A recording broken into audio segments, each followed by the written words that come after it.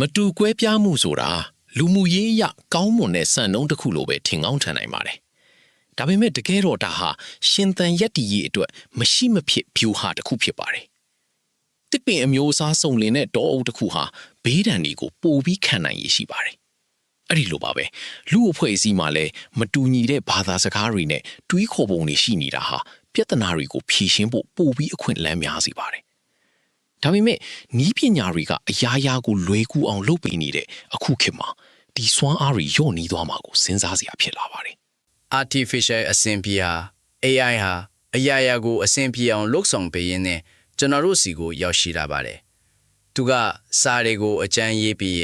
တချင်းတွေရွေးပြီးတယ်ပြီးတော့ဘာကိုအာယုံစိုက်တင်လဲဆိုတာကိုပါသတ်မှတ်ပေးပါတယ်။ဒီလိုအဆင်ပြေမှုတွေကအတုံးဝင်ပေမဲ့တစ်ဖက်မှာလည်းလူသားတွေရဲ့ကိုယ်ပိုင်ဆုံးဖြတ်နိုင်စွမ်းဒါမှမဟုတ် agency လို့ခေါ်တဲ့အရာကိုတဖြည်းဖြည်းညှော့အနေသွားစေပါတယ်။တခုခုဆို AI ကိုပဲအမြဲမီးရရဲ့ထားကိုယ်တိုင်စဉ်းစားတတ်တဲ့အလေးအကျင့်တွေဟာတတိမထားမိခင်မှတင်ပျောက်ကွယ်သွားတတ်ပါတယ်။ဒီလိုဆုံးရှုံးမှုတွေဟာရုတ်တရက်ကြီးဖြစ်လာတာမဟုတ်ပါဘူး။မိသားစုဟင်းချက်နည်းတစ်ခုကိုမေ့ထွားတာမျိုးဒါမှမဟုတ်ဒေတာအသိပညာတွေကို chatbot နဲ့အစားထိုးလိုက်တာမျိုးအနေစတာပါ။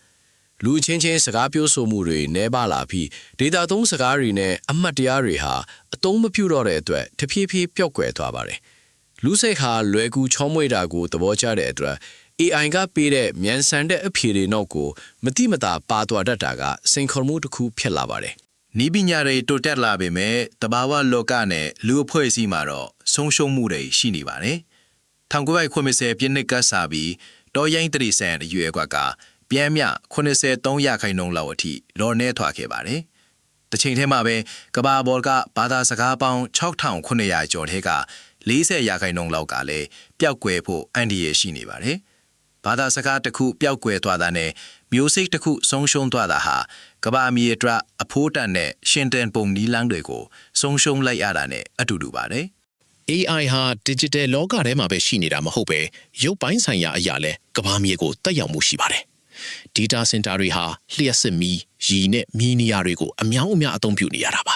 ။2030ပြည့်နှစ်ရောက်ရင် data center တွေရဲ့လျှက်စစ်သုံးစွဲမှုဟာ2ဆလောက်ဖြစ်လာနိုင်ပါတယ်။လက်ရှိမှာတင် AI စနစ်တွေဟာကာဗွန်ဒိုင်အောက်ဆိုက်တန်ချိန်32.6 တန်းကနေ89.7 တန်းအထိထုတ်လွှတ်နေပြီးရီဂါလန်ပေါင်းဘီလီယံနဲ့ချီပြီးအသုံးပြုနေပါတယ်။ဒါဟာနီးပညာရဲ့နောက်ွယ်ကတတိထားရမယ့်အချက်တစ်ခုဖြစ်ပါတယ်။လေးလာမှုတွေအရာ AI စနစ်တွေဟာအနောက်နိုင်ငံတွေနဲ့အင်္ဂလိပ်စကားပြောလူအဖွဲ့အစည်းတွေရဲ့တန်ဖိုးထားမှုတွေကိုပိုပြီးထင်ဟပ်နေတတ်ပါတယ်။လူတန်းပေါင်းများစွာကဒီလိုစနစ်တွေကိုပဲသုံးနေကြတဲ့အခါမှာလူသားတွေရဲ့ထုတ်ဖော်ပြောဆိုမှုတွေဟာပိုပြီးချောမွေလာပေမဲ့တပွန်ကြံနဲ့ဖြစ်သွားတတ်ပါတယ်။မတူကွဲပြားတဲ့အယူအဆတွေနေရာမှာအညာလက်ခံနိုင်အောင်ပြုပြင်ထားတဲ့အဖြေတွေကပဲနေရာယူလာပါတယ်။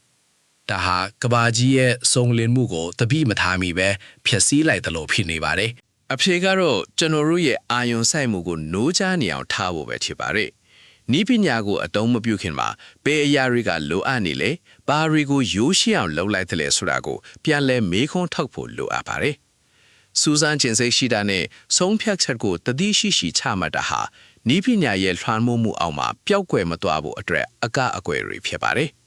AI ကိုအသုံးဝင်လဲကိရိယာတစ်ခုအဖြစ်ထားရှိဖို့ဆိုရင်လူသားတွေရဲ့အာယုံဆိုင်မှုကအမြဲတမ်းတက်ကွယ်နေရပါမယ်။ဒီပြဿနာကိုဖြေရှင်းဖို့နည်းလမ်းတွေကလက်တွေ့ကြပါတယ်။ကျောင်းတွေမှာကလေးတွေကိုမိခင်ဘာသာစကားနဲ့ AI သုံးခိုင်းတာမျိုးလူကြီးသူမတွေရဲ့အတွေ့အကြုံတွေကိုပြန်လည်မျှဝေခိုင်းတာမျိုးတွေလှုပ်ဆောင်နိုင်ပါတယ်။ဒေတာသနာအသိပညာတွေကိုတန်းဖိုးထားပြီးနည်းပညာကိုလူသားတွေရဲ့ယဉ်ကျေးမှုထိန်းသိမ်းရေးအတွက်အသုံးချဖို့လိုပါတယ်။မြို့ပြစီမံကိန်းတွေမှာလည်း data center တွေအတွက်ရေသုံးဆွဲမှုကိုဂရုတစိုက်စစ်စစ်တာမျိုးတွေကနေစတင်နိုင်ပါတယ်။မတူကွဲပြားမှုတွေရှင်သန်ဖို့ဆိုတာနေ့စဉ်ပြုလုပ်တဲ့အလေ့အကျင့်တွေပေါ်မှာမူတည်ပါတယ်။လွယ်ကူတဲ့အဖြေတွေကိုမရွေးချယ်ခင်မှာပိုကောင်းတဲ့မေးခွန်းတွေကိုမေးတတ်ဖို့လိုပါတယ်။ဘယ်ဘာသာစကားတွေပျောက်ဆုံးနေလဲဘယ်မျိုးစိတ်တွေကပြီးဆက်နေရလဲဆိုတာကိုသတိပြုမိဖို့လိုပါတယ်။ကျွန်တော်တို့မှာ AI ကိုအမှတ်တရတွေထိန်းသိမ်းဖို့နဲ့အသစ်ဖန်တီးဖို့အတွက်အသုံးချနိုင်တဲ့အခွင့်အရေးရှိနေစေဖြစ်ပါတယ်။နောက်ဆုံးမှာတော့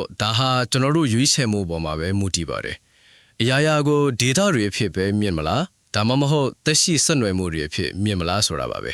။မိမိတို့ရဲ့ဆုံးဖြတ်နိုင်စွမ်းကိုမြင့်တင်ပြီး AI ကိုမှန်ကန်တဲ့နည်းလမ်းနဲ့အသုံးချခြင်းအပြင်ကဘာမြေရဲ့စုံလင်လှပမှုကိုထိန်းသိမ်းနိုင်ပါတယ်။ဒီရွေးချယ်မှုဟာတခါတည်းနဲ့ဖြစ်လာတာမဟုတ်ပဲနေ့စဉ်ပြောဆိုတဲ့စကားတွေနဲ့ချမှတ်တဲ့ policy တွေကနေတဆင့်ပြောင်းလဲယူရမှာဖြစ်ပါတယ်။